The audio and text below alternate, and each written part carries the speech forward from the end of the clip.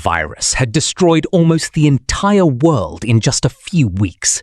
Cities became graveyards, roads went silent, and the few survivors left alive trusted nobody anymore. Brian, his younger brother Danny, Bobby and Kate had been surviving alone for days, driving through empty highways searching for food and fuel. But during one of those drives, they suddenly spotted a stranded man standing beside a broken car in the middle of the road. The man begged them to stop. He claimed his fuel was gone and said his young daughter was sick. Yeah, that already sounds dangerous. Bobby wanted to help him immediately, but Brian refused. In this world, helping the wrong person could get everybody killed. And the moment Brian looked toward the stranger's car, he understood something was horribly wrong. Sitting inside the vehicle was a little girl wearing a mask, covered in blood. Wait, the kid was infected? Brian instantly locked the doors and slammed the accelerator. But the desperate father completely lost control. He grabbed a giant wrench and smashed their car as they drove away. Yo, this man actually snapped. Brian barely escaped the attack. But a few minutes later, they realized the damage was worse than they thought. Their fuel pipe had ruptured. Gasoline was leaking all over the highway, and soon their car stopped completely in the middle of nowhere. No people, no fuel, no help, just silence. So, the only working car nearby belongs to the infected family they just escaped from?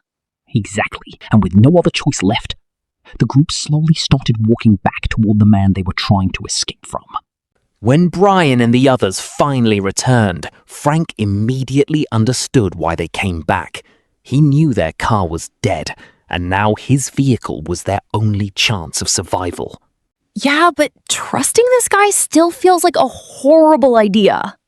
Frank agreed to give them the car, but only on one condition. He claimed he had heard a radio broadcast saying doctors inside the city had finally discovered a cure for the virus, and according to him, his daughter still had a chance to survive. Wait, so there might actually be a cure? Brian didn't believe a single word. He thought Frank was desperate and delusional, but without another vehicle, they had no choice except follow his plan. That's the scary part.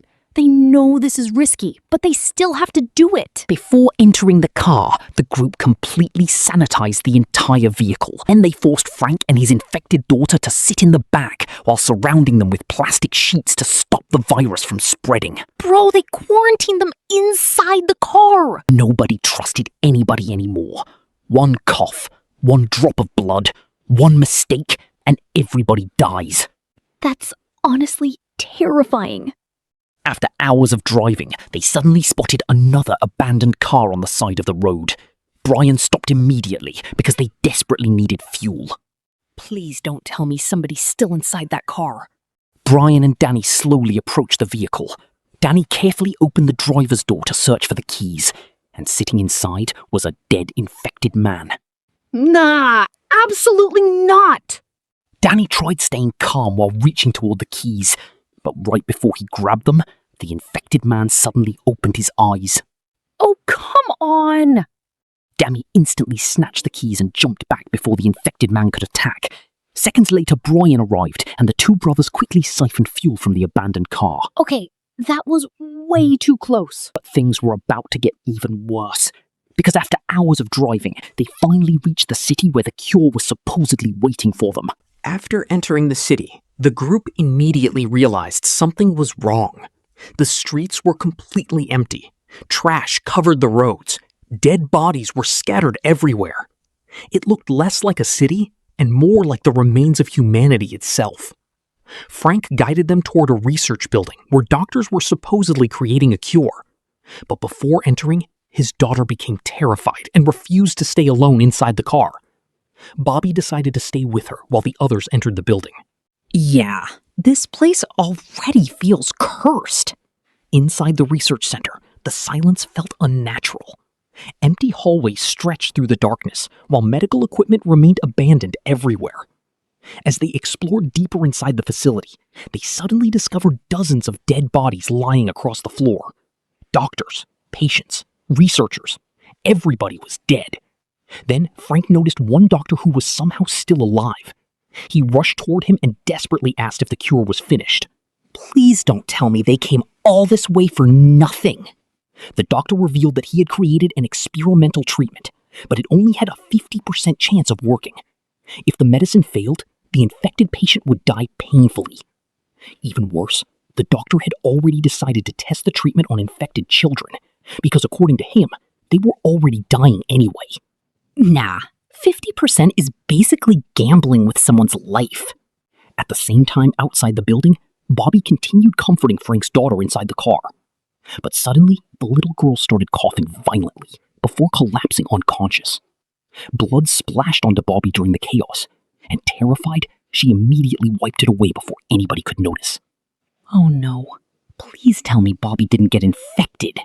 When Frank saw his daughter unconscious, he completely panicked. Bobby lied and claimed the girl was only having trouble breathing because she was too scared to reveal the truth. If the others discovered infected blood had touched her, they would never trust her again. After seeing his daughter's condition getting worse, Frank finally accepted reality. He decided to stay behind with her inside the research center, while telling Brian and the others to leave without them. Man, this world is literally forcing parents to watch their children die. Brian's group eventually found another empty building nearby and decided to use it as shelter. After carefully searching every room, they realized nobody else was inside. For the first time in days, they finally believed they might actually be safe there. But Bobby secretly knew something horrifying. She was slowly getting infected. And nobody else has any idea. Later, while exploring the area, Brian noticed a dirty swimming pool filled with dark water. Curious, he used a long stick to check inside it. But seconds later, the stick touched something floating underneath. A dead, infected body suddenly rose toward the surface. Nah, imagine falling inside that thing. Brian almost slipped directly into the infected water, but Danny grabbed him at the last second and pulled him back before he could fall. Okay, Danny actually saved his life there. Trying to forget everything happening around them, the group later spent time together inside a nearby garden. Brian tried getting closer to Bobby, but she constantly avoided him because she already feared she might infect him too. That night, while everyone explored the massive building, a bright flashlight suddenly appeared in the darkness and pointed directly at them. The group instantly froze, before realizing somebody else was hiding inside the city with them. The flashlight belonged to a group of armed survivors wearing protective suits and gas masks. Within seconds, they surrounded Brian and the others while accusing them of killing one of their missing men. Danny quickly told them about the infected body floating inside the swimming pool. When the masked survivors checked the pool, they realized the dead man actually was one of their own people who had become infected and died there. But even after learning the truth, the armed group still refused to trust Brian and the others. They pointed guns directly at them and ordered Brian and Danny to step away from the girls. Yeah, these people are definitely worse than the infected. The masked men then forced Bobby and Kate to remove their clothes so they could check their bodies for infection marks. Brian and Danny wanted to stop them, but with guns pointed at their heads, they couldn't do anything. But the moment the survivors looked at Bobby's body, everything changed. Red infection marks had already started spreading across her skin. Wait! Bobby was infected this whole time? Terrified of catching the virus themselves, the masked survivors instantly backed away and ordered the entire group to leave immediately. The next morning, the atmosphere inside the car became painfully quiet. Brian, Danny, and Kate were furious because Bobby had hidden the infection from them the entire time. By staying silent, she had risked all of their lives. Honestly, she was probably just scared they'd abandon her. And sadly, that fear became reality. After driving a short distance away, Brian suddenly stopped the car and forced Bobby to step outside.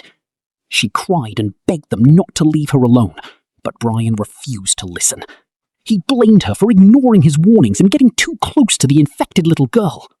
So while Bobby stood alone crying on the empty road, the others slowly drove away, leaving her behind to die. After leaving Bobby behind, nobody inside the car spoke anymore. The silence felt heavy. Even though Brian acted cold, abandoning the person he loved was slowly destroying him from the inside. But their problems were far from over.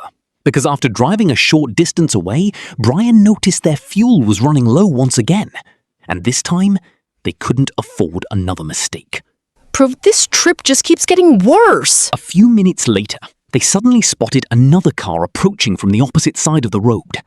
Brian immediately blocked the road to stop it. Inside the vehicle were two elderly women. Danny stepped out peacefully and tried speaking with them while Brian cautiously approached the passenger side. But the second the old woman stepped outside, she suddenly pulled out a gun and shot Brian directly in the leg. What? Grandma turned into a sniper? Furious and in pain, Brian instantly shot the woman dead. Danny desperately tried stopping him, but Brian refused to listen. The two brothers started arguing immediately, but deep down, both of them already understood something painful. This world was slowly turning everybody into monsters. Because Brian had been shot, Danny quickly drove them toward a nearby house to treat his wound. Danny rushed inside, searching for medicine, but the moment he entered the house, he froze in horror. A starving dog was eating its dead owner's body inside the living room. Nah, this world is done. The dog suddenly attacked Danny, forcing him to shoot it before grabbing the medicine and running back outside. Danny carefully removed the bullet from Brian's leg. But while treating the wound, he noticed strange red infection marks slowly spreading across Brian's skin. Wait, Brian got infected too? Brian had unknowingly become infected earlier while trying to get close to Bobby before abandoning her, and now the same virus he feared more than anything was slowly spreading through his own body. The moment Danny realized Brian was infected, everything changed. He and Kate immediately moved Brian into the back of the car and isolated him from the others, terrified the infection might spread further. Meanwhile, Brian's condition continued getting worse with every passing hour. His body grew weaker, his breathing became heavier, and the infection marks slowly spread across his skin. Man, after everything they survived together, this is how it ends? By nighttime, the group stopped near an empty area and started a small campfire beside the road. While Brian rested alone inside the car, Kate quietly told Danny they should leave him behind before the virus spread to them too. Honestly, this world keeps forcing people to make impossible choices. Later that night, Danny secretly walked toward Brian's car and quietly tried stealing the keys and his gun so he could leave without saying goodbye. But before he could escape, Brian suddenly woke up and caught him. Instead of getting angry, Brian looked at his younger brother and sadly smiled. He told Danny to stop trying to run away from reality because both of them already knew what was going to happen next. Damn! Brian then begged Danny to shoot him before the infection completely destroyed him. Danny tried raising the gun, but his hands wouldn't stop shaking.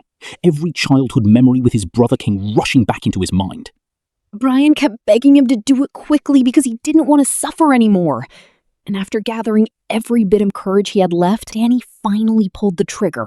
Nah, that's heartbreaking. Brian died instantly, and before sunrise, Danny burned his brother's body himself, silently watching the flames consume the only family he had left. This was the same island where he and Brian used to spend time together before the entire world collapsed.